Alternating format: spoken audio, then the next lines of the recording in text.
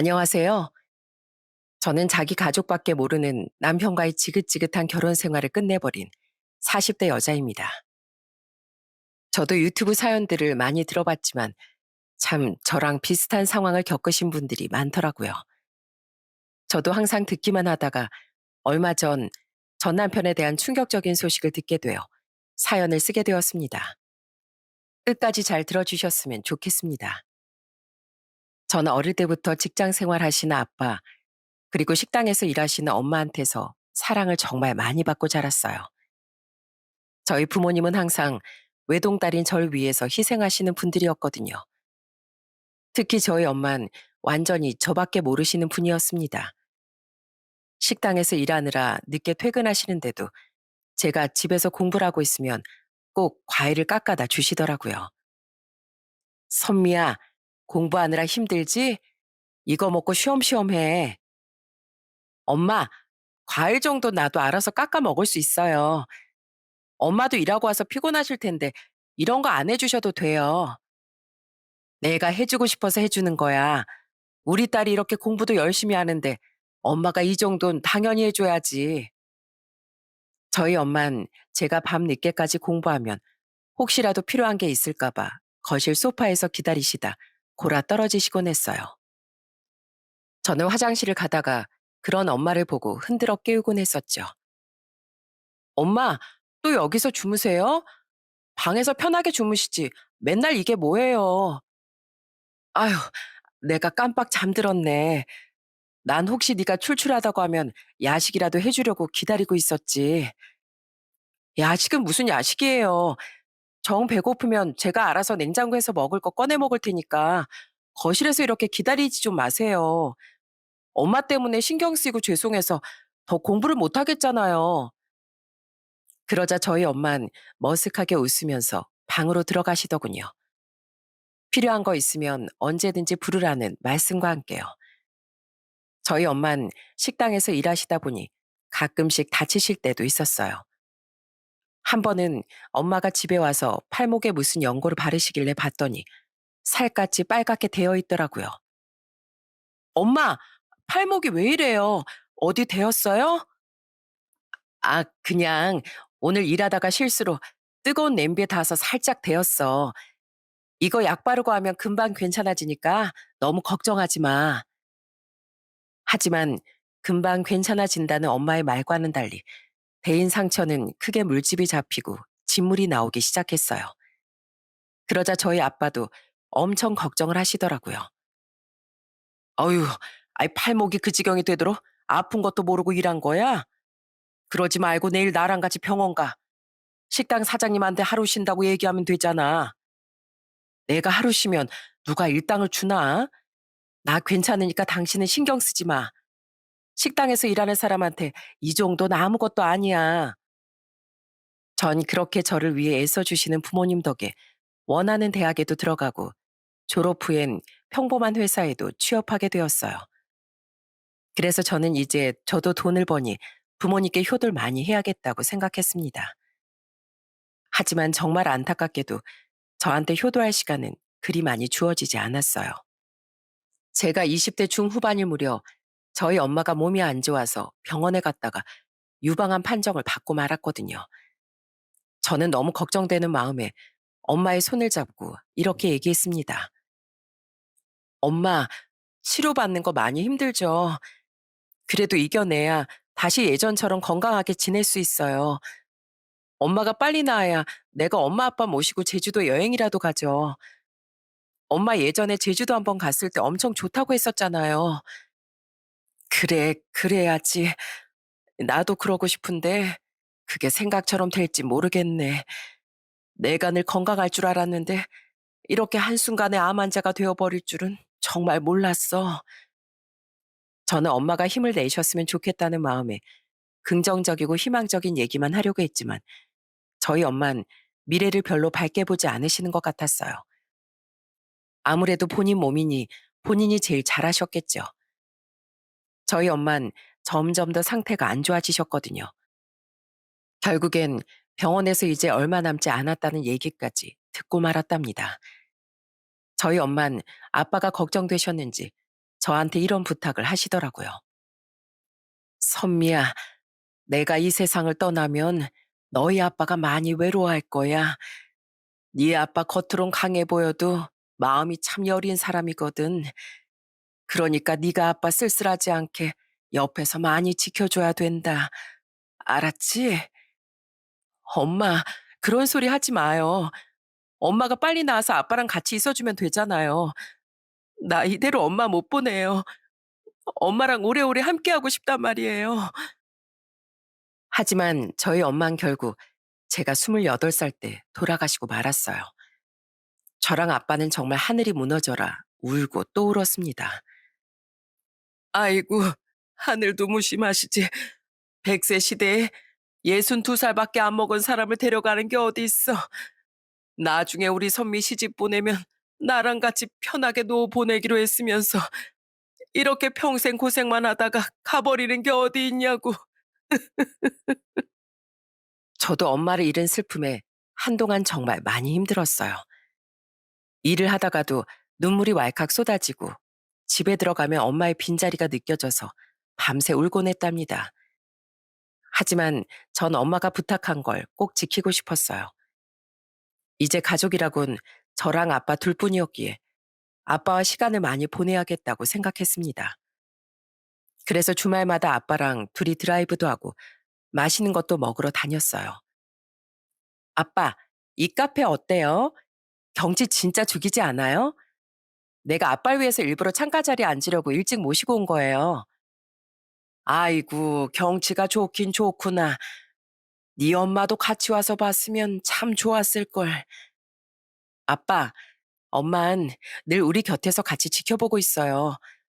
아마 지금도 아빠 옆에서 바깥 경치 바라보면서 같이 웃고 있을걸요? 그런가?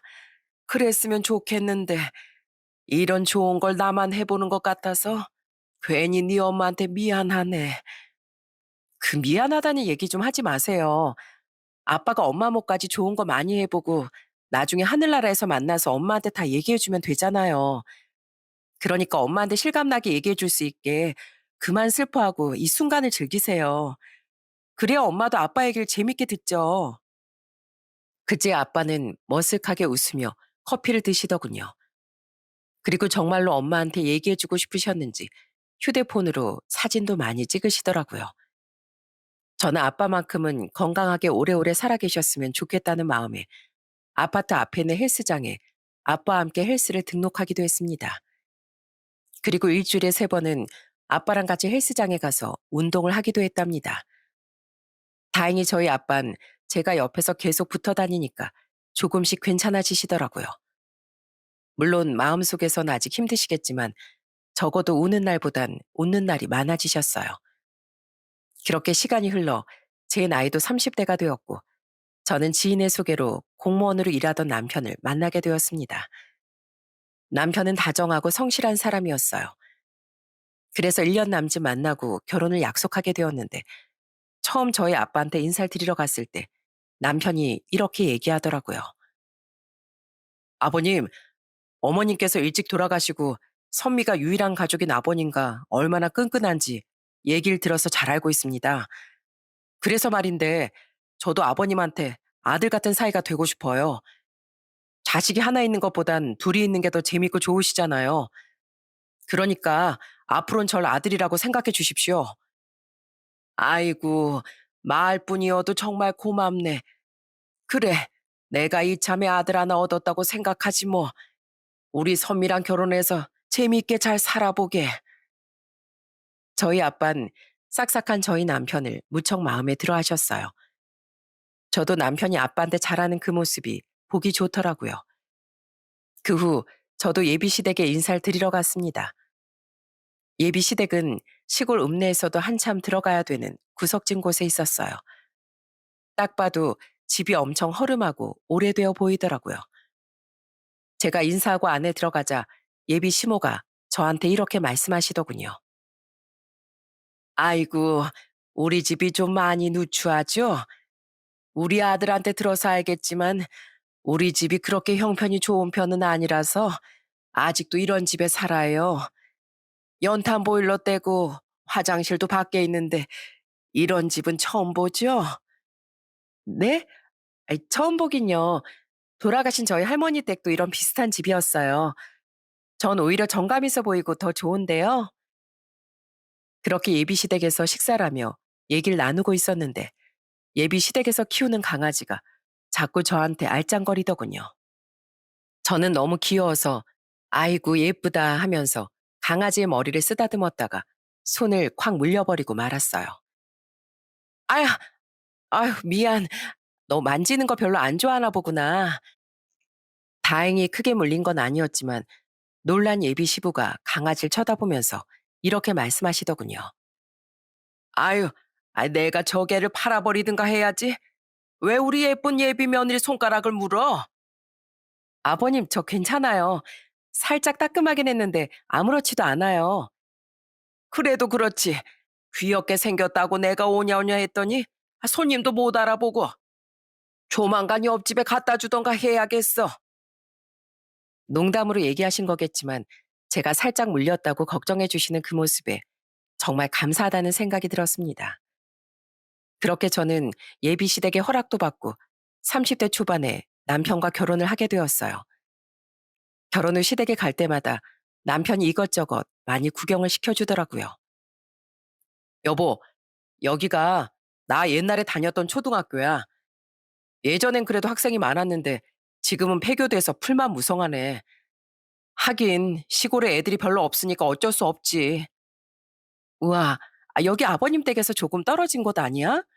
이렇게 멀리까지 학교를 다녔어? 이 정도 가지고 뭘. 나 어릴 땐 아무리 먼 거리도 다 걸어 다니고 그랬어.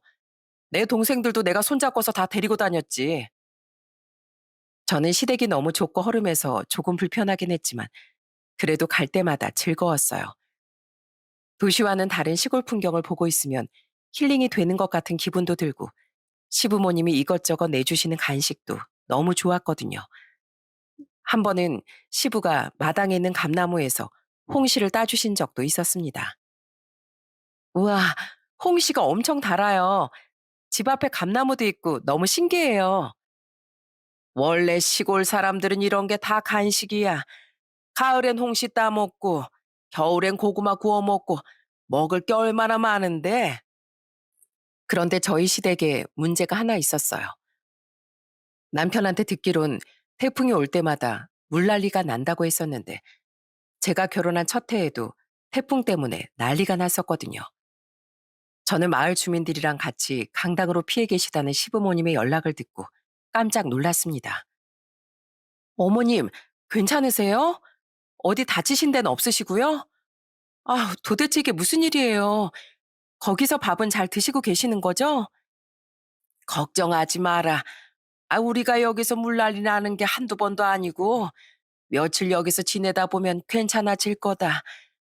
여기 아직 상황 정리 안 됐으니까 내려올 생각하지 말고 안전하게 거기에 있어. 전 당장이라도 내려가고 싶었지만 괜히 또 사고가 날 수 있기 때문에 어느 정도 상황이 정리된 후에 남편과 함께 시댁에 내려갔어요. 가서 엉망진창이 된 집안을 같이 정리하고 못 쓰게 된 살림살이도 새로 다 사드렸습니다. 그러자 직장 때문에 다른 지역에서 살던 시누이랑 시동생도 와서 거들더라고요. 시동생은 절 보고 이렇게 얘기했어요. 야, 그래도 우리 형수님이 최고네. 이런 것까지 와서 다 도와주고. 엄마, 이제 우린 없어도 되겠는데요? 형수님이 이렇게 자식 역할 다 하니까 우린 그냥 형수님한테 맡기면 되잖아요. 으이구, 그래서 너희들은 이제 엄마 아빠 찾아오지도 않을 거란 얘기야? 그게 아니라 형수님 덕분에 우리가 좀 편하다 이거죠. 나도 우리 형수 같은 여자를 만나야 우리 엄마가 고생 덜 하시는데. 그렇게 저는 시댁 식구들과 잘 지내면서 아들도 2명 낳게 되었어요. 남편도 그때까진 결혼 전에 얘기했던 것처럼 저희 아빠한테 아들처럼 잘했습니다. 자주 아빠를 뵈러 가서 같이 술도 마시고 등산도 같이 하고 그랬죠. 그런데 결혼한 지 한 4년쯤 됐을 때부터 남편의 문제점이 점점 보이기 시작했습니다. 워낙에 가족들을 많이 챙기는 건 알았는데 살다 보니 그 정도가 좀 심한 것 같더라고요. 하루는 애들을 데리고 시댁에 갔는데 저희 큰아들이 먹던 간식을 시누이가 홀라당 뺏어간 적이 있었어요. 야, 치사하게 너만 맛있는 거 먹냐? 이 고모도 좀 먹어보자. 그러자 간식을 뺏긴 저희 큰아들이 으앙 하고 울기 시작했습니다. 저는 저희 아들을 달래며 시누이한테 이렇게 얘기했어요. 아가씨, 왜 애 먹는 간식을 뺏어 먹고 그래요? 지금 저희 애 우는 거 안 보여요? 참나. 뺏어 먹으면 뭐 덧나요? 맛있어 보이길래 뺏어 먹은 건데 그게 뭐가 그렇게 잘못됐냐고요. 어린애잖아요, 어린애. 나이가 30도 넘은 사람이 3살짜리 애를 울리는 게 말이 돼요? 내가 아가씨 먹을 간식을 안 사온 것도 아니고 애들 먹는 걸 왜 욕심내냐고요. 그런데 그때였어요. 옆에 있던 저희 남편이 신우이한테 뭐라고 하는 게 아니라 오히려 저한테 화를 내는 겁니다. 당신, 내 동생한테 왜 그래? 그냥 맛있어 보여서 뺏어 먹었다잖아. 여보, 맛있어 보이면 함부로 뺏어 먹고 그래도 되는 거야? 어른이 유치하게 행동하다가 애를 울렸으면 달래줄 생각을 해야지.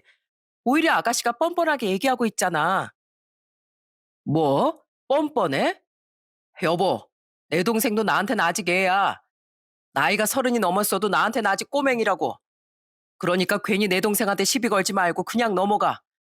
뭐 별것도 아닌 걸로 화를 내고 있어. 남편이 워낙에 시누이랑 시동생을 아끼긴 했지만 이럴 땐 정말 한 대 쥐어받고 싶더라고요. 그런데 문제는 남편뿐만이 아니었어요. 한 번은 시댁에 갔는데 시모가 저한테 이러는 겁니다. 애미야, 우리 옆집 지금 텅텅 비었다. 글쎄 옆집 사람들 어디 갔는 줄 아니? 네? 어디 갔는데요? 뭐 다른 지역으로 이사라도 갔어요? 옆집 며느리가 또 물난리 날까 봐 시부모 걱정된다고 읍내에다가 아파트 하나 사줬다고 하더라. 나도 멀쩡히 직장 다니는 며느리가 있는데 이 집을 못 벗어나고 있으니 원. 내가 며느리 복이 없어도 너무 없지. 어쩜 이렇게 시부모를 나몰라라 하는지 몰라. 어머님, 지금 저한테 읍내 아파트 사달라고 말씀하시는 거예요? 저희도 그러고 싶은데 아파트 대출 갚느라 여유가 없어요. 그래서 제가 아파트까지는 아니어도 다른 동네로 이사하시는 거 도와드린다고 했는데 그건 또 싫으시다면서요. 물론 저도 시부모님을 좋은 아파트로 모시면 좋겠죠. 하지만 당시 저희도 그렇게 여유가 있는 편이 아니라 그럴 수가 없었습니다. 게다가 평생 살던 그 동네가 아니면 안 된다고 하시니까 집을 알아보기도 힘들었거든요. 그런데 하루는 저희 아빠가 선물로 TV를 크고 좋은 걸로 바꿔주신 적이 있었어요. 그런데 저희 집에 놀러 왔던 시동생이 그걸 탐내더라고요. 이야, TV 좋은 거 샀네. 형, 이런 건 얼마에? 나도 집에 이런 TV 하나만 있으면 딱 좋겠다. 밤에 혼자 영화 보면서 맥주 마시면 영화관이 따로 없겠는데. 왜? 갖고 싶어? 갖고 싶으면 가져가. 저는 그 얘기를 듣고 너무 황당해서 남편한테 이렇게 얘기했어요. 여보, 아무리 빈말이어도 그렇지. 우리 아빠가 사준 TV를 도련님한테 준다고 얘기하는 게 어딨어. 나 빈말 아닌데? 에이, 우리 그냥 이거 영준이 주자. 솔직히 우린 이렇게 큰 TV도 필요 없잖아. 정 필요하면 중고로 하나 비슷한 거 사서 쓰면 되지 뭘. 뭐라고? 그거 우리 돈으로 산 TV도 아니고 우리 아빠가 사주신 거잖아. 아빠가 거금 들여서 선물해 주신 걸 홀라당 그렇게 줘버리는 게 어딨어. 도련님, 미안한데 이 사람이 얘기한 건 그냥 못 들은 걸로 해줘요. 딴 것도 아니고 우리 아빠가 주신 선물을 못 드려요. 그러자 남편은 저보고 치사하게 군다면서 성질을 버럭 내더군요. 동생한테 생색내고 싶으면 자기 돈으로 할 것이지 왜 저희 아빠가 사준 선물을 마음대로 준다고 하는지 이해가 안 되더라고요. 그런데 남편은 어느 순간부터 명절 때도 자기네 가족들만 챙기더군요. 한 번은 시댁에 가져간다고 백화점에서 한우며 뭐며 선물을 잔뜩 사왔길래 제가 남편한테 이렇게 얘기했습니다. 그걸 다 아버님 댁에 가져간다고? 그럼 우리 아빤? 우리 아빠 건 없어? 에이, 아버님 어차피 혼자 계시는데 이런 거 사다 드려봤자 다 드시지도 못하잖아. 그냥 가는 길에 길거리에서 파는 과일 한 박스 사가면 되지 뭘. 뭐라고? 당신 집엔 온갖 좋은 선물 다 사가면서 우리 아빤 대충 과일 한 박스면 된다 이거야? 당신 지금 우리 아빠 무시해? 무시하기 뭘 무시해. 아이, 그리고 아버님 원래 식탐도 별로 없으시잖아. 많이 사가면 오히려 돈 많이 썼다고 혼날걸? 그래도 정성이 중요한 거지, 정성이. 됐어. 우리 아빠 선물은 내가 알아서 준비할 거니까 당신은 당신 집이나 챙겨. 아들 같은 사이가 된다고 하더니 세상에 당신 같은 아들도 없을 거다. 대놓고 자기 부모랑 차별하는데 아들은 무슨 아들이야? 저는 너무 화가 나서 명절 때 시댁에 가지도 않았어요. 그리고 애들만 데리고 친정에 가서 아빠랑 시간을 보냈습니다. 안 그래도 혼자 계셔서 쓸쓸하실 텐데 남편이 저렇게 대놓고 소홀히 하는 걸 보고 너무 속상하더라고요. 그런데 그 이후에도 남편은 계속 자기네 가족만 챙기고 저희 애들과 친정 아빠는 안중에도 없었습니다. 당시 저희 아빠가 직장을 은퇴하시고 집에서 쉬고 계셨는데 혼자 계시니까 너무 심심해 하시는 것 같더라고요. 그래서 제가 어느 날은 남편한테 이렇게 얘기한 적이 있었습니다. 여보, 우리 이번 주말에 아빠 모시고 여행이나 한번 갈까? 우리 아빠 요즘에 집에서 할 것도 없고 너무 심심하시대. 가끔 산책도 하고 친구도 만나긴 하는데 혼자 계시는 시간이 훨씬 많잖아.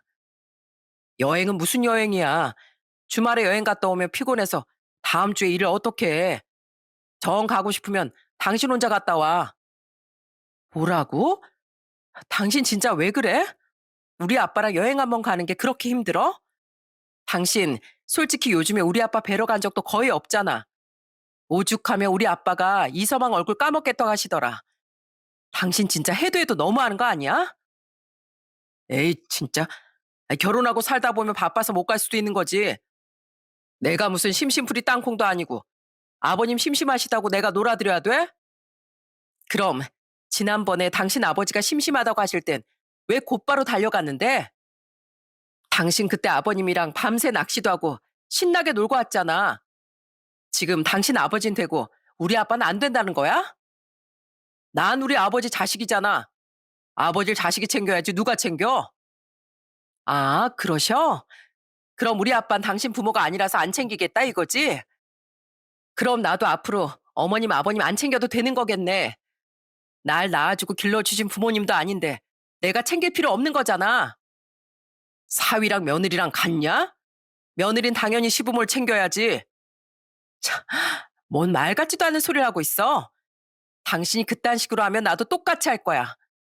그러니까 당신도 내가 그렇게 하는 거 싫으면 똑바로 해. 우리 아빠 무시하지 말고 잘하라고. 그런데 남편의 크나큰 문제는 저희 애들한테도 소홀했다는 겁니다. 애들이 태어난 지 얼마 안 됐을 땐 그렇게 예뻐하더니 어느 순간부턴 귀찮아하기 시작했어요. 한 번은 주말에 저희 둘째 아들이 남편한테 이렇게 얘기한 적이 있었습니다. 아빠, 오늘도 어디 나가요? 난 오늘 아빠랑 밖에서 공놀이 하고 싶은데. 아빠 오늘 시간 없어. 공놀이는 엄마랑 해. 저는 그 말에 이 인간이 또 어딜 가나 싶어서 남편한테 이렇게 물어봤어요.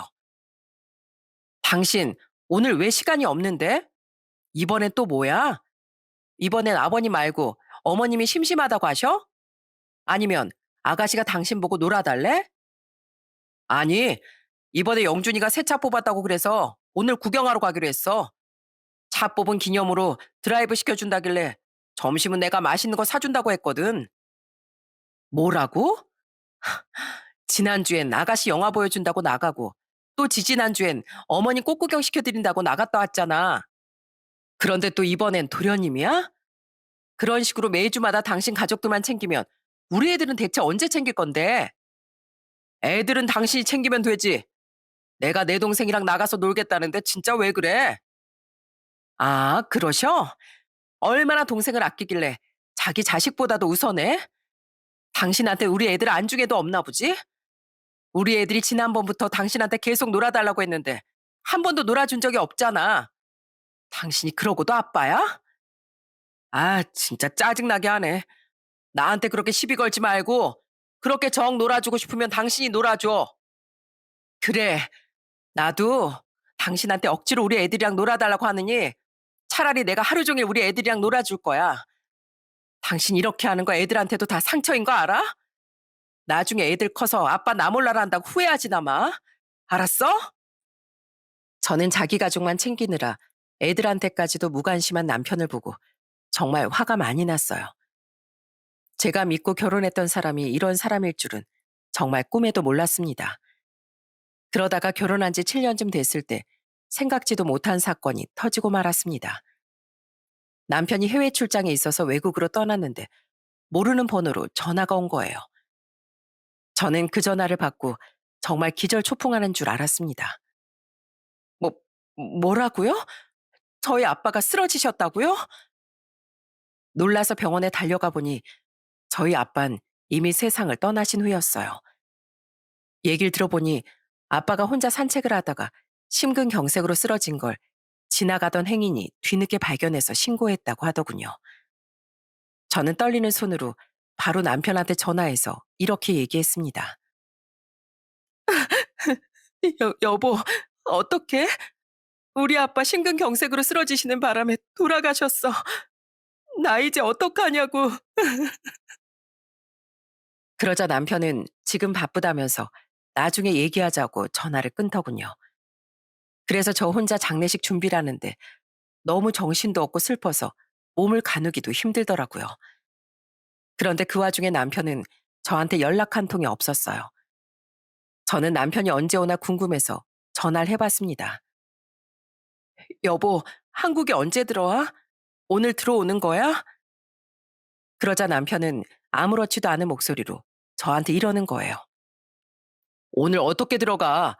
나 이번 출장 일주일 일정이라고 했잖아. 일정이 다 끝나야 한국으로 들어가지. 뭐라고? 아니, 우리 아빠가 돌아가셨다는데도 그 일정을 굳이 끝내야 된다고? 당신 혼자 간 거 아니잖아. 직장 동료들한테 맡기고 오면 되지. 왜 못 온다는 건데? 바빠서 안 돼. 이거 우리 시에서 정말 중요한 프로젝트라서 못 간단 말이야. 아버님 장례식은 당신 혼자서 알아서 치르면 되잖아. 저는 그 말을 듣고 너무 기가 차서 말도 안 나오더군요. 아무리 중요한 일정이어도 보통 사람들이라면 이런 경우에 바로 달려오지 않나요? 다른 사람도 아니고 장인이 돌아가셨다는데 어떻게 이렇게 나 몰라라 할 수 있는지 너무 어이가 없었습니다. 그래서 우리 아빠 장례식에도 못 오겠다 이거야? 우리 아빠 살아생전에도 잘 찾아뵙지도 않더니 마지막 가시는 길 배웅도 못 해주겠다 이거지? 배웅은 무슨 배웅이야? 아, 이미 돌아가신 거 어쩔 수 없잖아. 그리고 장례식은 그냥 형식적으로 하는 행사일 뿐이지 뭘 그렇게 의미를 부여하고 그래? 아무튼 난 못 들어가니까 그렇게 알아. 바쁘니까 전화 끊어. 남편은 그렇게 말하고선 전화를 끊어버리더군요. 그래서 제가 바로 다시 전화를 걸었는데 받질 않았어요. 결국 저는 혼자서 장례를 치를 수밖에 없었습니다. 시댁 식구들도 부조금만 보내고 얼굴 한번 안 비추더라고요. 저는 이기적인 남편과 시댁 식구들 때문에 분노가 머리끝까지 차올랐어요. 아빠의 영정 사진을 바라볼 때마다 너무 서러워서 울음이 나오더라고요. 아빠, 나 그냥 결혼하지 말고 아빠 옆에서 꼭 붙어서 살 걸. 내가 저딴 놈이랑 결혼하는 바람에 아빠가 이렇게 혼자 돌아가신 것만 생각하면 내 가슴이 찢어져서 미칠 것 같아요. 그렇게 저는 혼자서 장례식을 치르고 아빠를 하늘나라로 보내드렸습니다. 남편은 그때까지도 출장 일정 때문에 한국에 들어오지 않았고요. 그래서 저 혼자 집에 돌아와 집안을 정리하고 있었는데 문득 저희 애들이 쓴 일기장이 눈에 들어오더군요. 저는 궁금한 마음에 애들이 쓴 일기장을 보게 되었습니다. 그런데 그 안엔 이런 내용이 써 있더군요. 내 친구들은 아빠랑 놀이공원도 가고 동물원도 가고 하는데 우리 아빠는 왜 그런데 같이 안 가주는 걸까? 옛날에 아빠랑 엄마랑 똑같이 좋았는데 지금은 아빠가 너무 밉다. 맨날 저리 가라고 짜증만 내는 아빤 도깨비처럼 무서워서 싫다. 나도 친구들처럼 좋은 아빠가 있었으면 좋겠다. 저희 애들의 일기장엔 그것 말고도 남편에 대한 원망과 미움이 잔뜩 적혀 있었어요. 그도 그럴 것이 남편은 아빠 역할도 제대로 하지 못했으니까요. 저는 저희 애들한테 너무 미안한 마음 반, 남편에 대한 분노 반으로 손이 바들바들 떨렸습니다. 저희 애들을 위해서라도 남편과 이혼해야겠다고 결심하게 되었어요. 그런데 며칠 후 한국에 돌아온 남편은 장례식은 잘 치렀냐는 얘기조차 묻지 않더군요. 마치 저희 아빠가 돌아가신 사실 자체를 별로 신경 쓰지 않는 것 같았어요. 저는 이미 이혼하기로 결심을 했기 때문에 그러든지 말든지 그냥 냅뒀습니다. 그런데 저희 아빠가 돌아가신 후 제가 사망보험금을 받게 되었어요.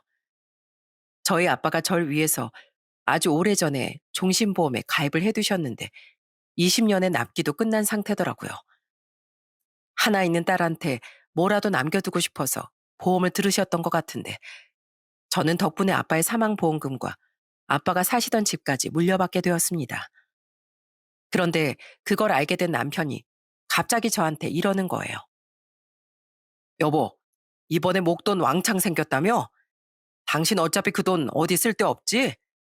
그럼 그 돈으로 우리 부모님 집이나 한 채 사드리자. 맨날 허름한 집에서 살고 계시는 거 너무 보기 안타깝잖아. 저는 그 얘기를 듣고 정말 뒤로 넘어가는 줄 알았어요. 저희 아빠 장례식장에도 안 온 인간이 저희 아빠 사망 보험금으로 본인 부모님 집을 사주자는 게 말이나 되나요? 저는 너무 어이가 없어서 코웃음을 치며 이렇게 얘기했습니다. 당신이 뭔데 그 돈을 탐내? 이거 우리 아빠 목숨값이야. 아빠가 이 세상 떠나면서 나한테 남겨주신 돈이라고. 이게 얼마나 소중한 돈인데 이걸 어머님 아버님 집을 사드리자고? 소중한 돈이니까 소중한 데 써야지. 우리 부모님이자 당신 시부모님인데 그 정도도 못해? 그렇게 해드리고 싶으면 당신 돈으로 해. 우리 아빠 돌아가셨을 때 슬퍼하긴커녕 장례식에도 안 온 사람이 무슨 자격으로 이 돈을 쓴다는 건데? 무슨 자격이긴 사위 자격이지. 어차피 당신 형제 자매도 없고 이제 가족이라곤 나랑 우리 식구들밖에 없잖아. 그럼 그 돈 당연히 우리 식구들을 위해서 쓸 수 있는 거 아니야? 누가 우리 식구야? 당신이 그렇게 아끼는 당신 식구들 나하고는 피 한 방울 안 섞인 사람들이야. 당신도 우리 아빠가 당신 부모가 아니란 이유로 우리 아빠한테 소홀하게 했잖아. 그런 사람이 무슨 사위 자격을 논해? 당신이 사위라고 불릴 자격이나 있긴 하는 거야? 딸이랑 결혼했으면 사위지 뭐야. 아무튼 고집 부리지 말고 그 돈으로 우리 부모님 집 사드리자. 당신 지금 아버님 돌아가셔서 예민한 건 알겠는데 목돈이 생겼으면 필요한 데 써야지. 그러니까 정 필요하면 당신 돈으로 하라고. 아유, 됐고. 난 그 돈으로 우리 부모님 집 해주는 걸로 알고 있을 테니까 당신도 그냥 그렇게 해. 남편이 하자면 그 말에 따를 줄도 알아야지. 왜 이렇게 말이 많아? 아, 그러셔? 그럼 내가 당신이 말한 거 한번 잘 생각해 볼게. 나도 이렇게 큰 돈 쓰는데 꼼꼼히 좀 따져봐야 되지 않겠어? 그러니까 내가 먼저 얘기할 때까지 입도 뻥끗하지 마. 알았어? 저는 그렇게 말하고선 남편 얼굴도 꼴도 보기 싫어서 방으로 확 들어와 버렸어요. 제가 이런 인간을 남편이라고 생각하고 그동안 같이 살았던 게 너무 진저리가 처지더라고요. 그 후 저는 남편한테 잘못을 제대로 알려주기 위해 고민을 했습니다. 그러다가 며칠 후 결심한 저는 흰 봉투에 무언가를 넣어서 남편한테 건네줬어요. 그러자 남편은 설레발을 치며 이렇게 말하더군요. 뭐야 이거? 설마 돈이야? 역시 당신이 생각 바꿀 줄 알았어. 우리 부모님이 다 쓰러져간 허름한 집에 사는데 며느리라는 사람이 집 안 사주고 배기겠어? 뭔지 내용도 확인 안 해보고 너무 좋아하는 거 아니야? 안 봐도 뻔하지 뭐. 여보, 여기 얼마 넣었어? 이야, 이거 심장이 막 두근두근 떨리는데? 남편은 제가 돈이라도 넣어둔 줄 알고 설레임 가득한 표정으로 봉투를 열어보더군요. 남편은 그 봉투 안에 있는 내용물을 보자마자 당황스러운 표정을 지었어요. 그 안에 있던 건 다름 아닌 저희 애들이 쓴 일기의 복사본이었거든요.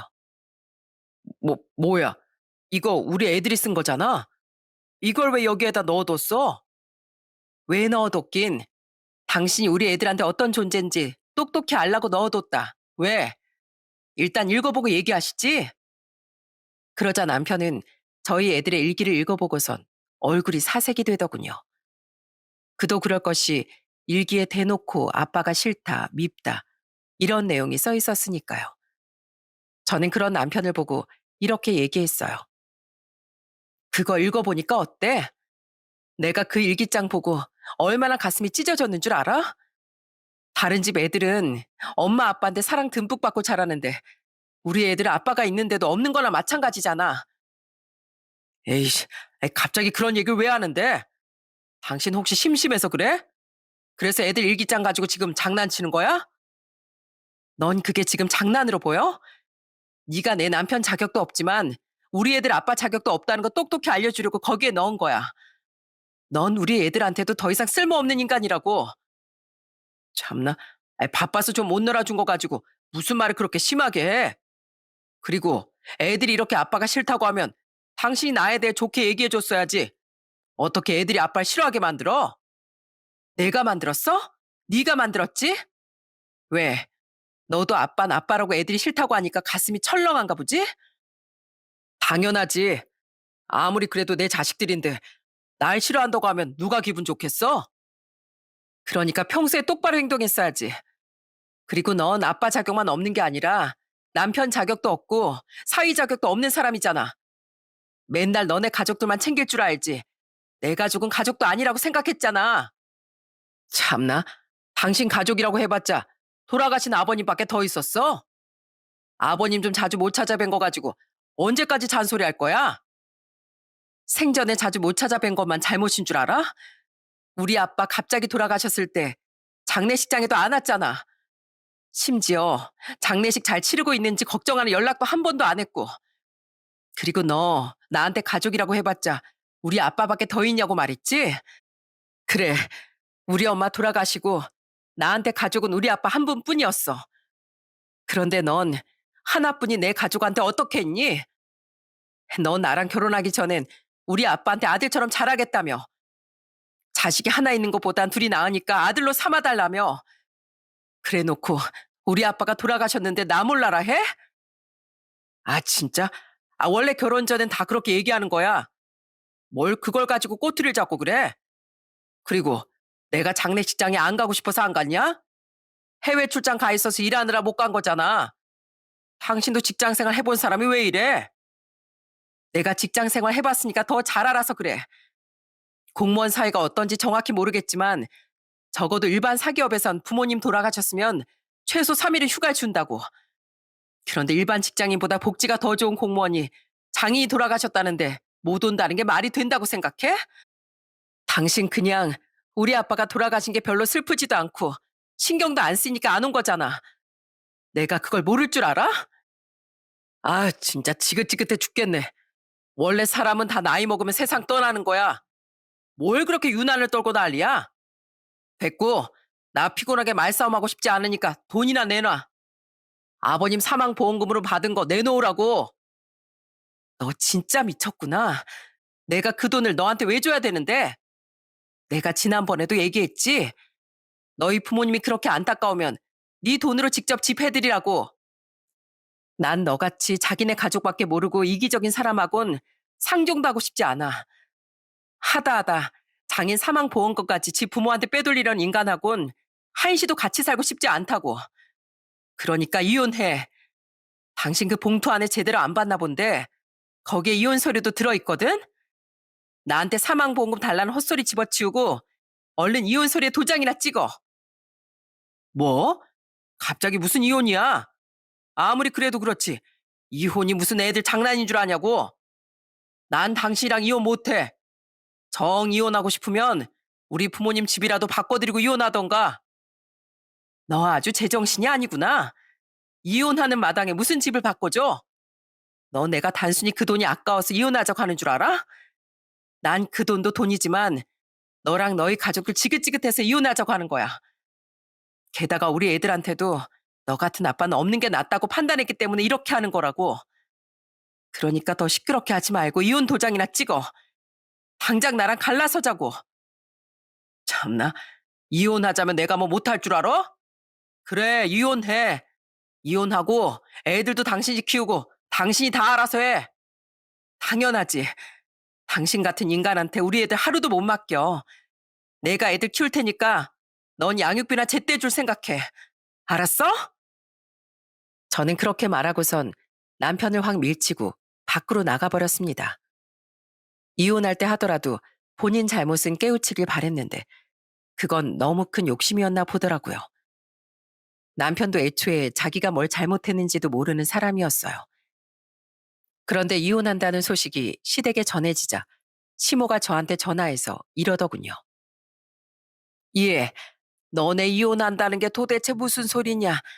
잘 사는 것 같더니 갑자기 왜 이혼이야? 잘 살긴요. 진작에 제 속은 썩어 문드러져 있었거든요. 그러니까 어머님도 더 이상 저를 며느리라고 생각하지 마세요. 저 이제 그 인간이랑 이혼하면 어머님이랑도 남남이라고요. 뭐라고? 그럼 우리 집은 어떻게 되는 건데? 우리 아들이 너희 아버지 돌아가신 사망보험금으로 우리 집을 바꿔준다고 했는데 그건 어떻게 되는 거냐고. 아, 그 인간이 그런 얘기까지 했어요? 그런데 어머님은 그걸 말리기는커녕 옳다구나 좋다고 받아들이셨고요. 역시 그 엄마의 그 아들이네요. 평생 그렇게 남의 거 욕심내면서 사세요. 그렇게 사시다가 아마 언젠간 벌 받으실걸요? 뭐야? 너 지금 말 다 했니? 그래요, 다 했어요. 어차피 이제 제 시어머니 아니시잖아요. 그러니까 정 이사 가고 싶으시면 그렇게 좋아하는 아들한테 집 사달라고 하세요. 아시겠어요? 저는 그렇게 말하고선 전화를 확 끊어버렸어요. 누가 모자 사이 아니랄까봐 뻔뻔한 것도 정말 똑같더군요. 그 이후에 시누이까지 전화 와서 왜 착한 우리 오빠랑 이혼을 하냐길래 착한 사람 다 얼어 죽었다고 하고 전화를 끊어버렸습니다. 시댁 식구들 입장에선 뭐든지 퍼주고 잘해주는 저희 남편이 좋은 사람처럼 보였겠죠. 하지만 제 입장에선 좋은 사람은커녕 오히려 쓰레기보다도 못한 인간일 뿐이었습니다. 결국 저는 남편과 재산 분할을 하고 이혼을 하게 되었어요. 그래도 처음엔 애들이 전 남편을 보고 싶어 할까봐 걱정했는데 그런 걱정은 할 필요도 없었더라고요. 전 남편이 워낙 애들한테 무관심했던 터라 애들도 전 남편한테 별로 애정이 없었나 봐요. 그런데 이혼하고 나서 1년 정도 지났을 때 전 시부모님이 읍내에 있는 아파트로 이사를 갔다는 소식을 들었어요. 저는 그래서 그때는 남편이 저랑 재산 분할한 돈으로 아파트를 사들였나 보다 생각했습니다. 시골에 있는 아파트는 가격이 그렇게 비싸지 않으니까요. 그래서 저는 그냥 별로 신경 쓰지 않고 애들을 잘 키우며 살았습니다. 그러다가 이혼한 지 어느덧 3년이 지났어요. 매달 잘 들어오던 양육비가 갑자기 안 들어오기 시작하는 거예요. 전 남편한테 전화를 몇 번을 해봐도 받질 않길래 어쩔 수 없이 전 시모한테 전화를 했습니다. 전 시모는 전화를 받자마자 이렇게 얘기하더군요. 애미야, 무슨 일이니? 혹시 너도 소식 들은 게야? 소식은 무슨 소식이요? 그 인간이 양육비를 안 보내길래 빨리 보내라고 전화한 거예요. 그나저나 그 인간한테 제 전화 좀 받아달라고 얘기해 주실래요? 양육비 주기 싫어서 일부러 피하는 것 같은데 계속 이런 식으로 하면 저 가만히 못 있어요? 우리 아들이 양육비를 안 주고 싶어서 안 주는 게 아니야. 우리 아들 이번에 감방 들어갔다. 그래서 못 주는 거지. 일부러 그러는 게 아니라고. 뭐라고요? 갑자기 무슨 감방이에요? 우리 아들이 우리 집 해준다고 신용대출을 받았거든. 그런데 그거 메꾸느라 업체한테 뒷돈 받아서 편의를 제공해주고 그랬었나 봐. 그런데 그 업체 중에 하나가 일이 잘 안 풀리니까 민원을 걸었다고 하더라고. 그래서 감사를 받아가지고 다 걸리고 말았어. 세상에, 우리 아들이 자그마치 징역 4년에 벌금 4천만 원이나 나왔단다. 이제 우리 아들 어떡하니? 공무원에서도 파면되고 완전히 범죄자가 되어버렸다고. 저는 그 얘기를 듣고 너무 황당해서 한동안 헛웃음밖에 안 나오더군요. 세상에, 전 남편이 이기적인 줄은 알았지만 뒤에서 그렇게 더러운 짓거리를 하고 있을 줄은 몰랐거든요. 그런데 더 웃긴 건 전 시모의 다음 말이었어요. 그러게, 내가 조금만 해 먹으라니까 그놈이 내 말을 안 듣고 너무 많이 해 먹는 바람에 이렇게 된 거야. 적당히 해 먹었으면 다 같이 잘 살고 좋았을 텐데. 뭐라고요? 적당히 해 먹었으면 좋았을 거라고요? 정말 아들이 죄를 지어서 감방에 갔는데 그런 식으로 말씀하시는 걸 보니까 그 인간이 다 어머님한테 배운 건가 봐요. 이래서 가정교육이 중요한 건데 제가 그동안 가정교육 개판으로 받은 인간이랑 같이 살았던 거예요? 넌 무슨 말을 그렇게 심하게 하니? 원래 공무원들 다 그러고 사는 거야. 공무원 월급 얼마 되지도 않는데 그런 거라도 받지 않으면 어떻게 사니? 우리 아들이 그렇게 빼돌린 돈으로 지 동생들한테도 이것저것 사주고 보태주고 했었는데 이제 공무원에서도 잘리게 되었으니 더 이상 그런 것도 못하게 됐지 뭐냐. 그거 참 잘 됐네요. 아무리 자기 가족이 소중해도 그렇지. 무슨 그런 범죄까지 저지르면서 가족을 챙겨요? 참, 자기 자식들 신경도 안 쓰는 인간이 진짜 어이없네. 됐고요. 저 그 인간 출소하면 밀린 양육비 한꺼번에 청구할 거니까 그런 줄 아세요. 요즘에 양육비 안 주면 이름도 공개되고 출국도 못하게 막고 그러는 거 뉴스에서 보셨죠? 아들 그렇게 되는 거 싫으시면 어머님이라도 지금부터 저희 애들 양육비 모아두고 계세요. 아시겠어요? 애미야, 그런다고 그걸 다 받아야겠니? 우리 아들이 어쩔 수 없어서 그런 거니까 네가 양보를 좀 해주려무나. 제가 왜요? 전 정당하게 저희 애들 목 받는 거니까 그런 줄 아세요. 아드님한테 가서 똑똑히 말씀하시라고요. 애미야, 애미야. 저는 전화를 끊고 나서도 너무 어이가 없어서 이게 꿈인가 생신가 했습니다. 한때는 같이 아이를 낳고 살았던 전 남편이 범죄자가 되어 감방에 들어갈 줄 누가 알았겠어요. 물론 우리나라에 정말 정직하고 국민들을 위해 노력하는 공무원들도 많은 걸로 알고 있습니다. 하지만 저희 전 남편처럼 부정부패를 일삼는 공무원들도 뉴스에 간혹 나오더라고요. 공무원들이 제발 국민들이 내는 세금으로 뒷돈 챙기지 말고 꼭 국민을 위해 썼으면 좋겠습니다. 솔직히 제가 전 남편이 교도소에 간 일만 아니면 이렇게 사연도 안 보냈을 거예요. 워낙 이게 충격적인 일이라 이렇게 사연을 쓰게 된 겁니다. 저는 요즘 저희 애들하고 오래오래 함께하기 위해서 제 건강 관리에도 신경 쓰고 있어요. 제가 부모님을 두 분 다 잃어보니까 저희 애들도 그런 슬픔을 겪게 하고 싶지 않더라고요.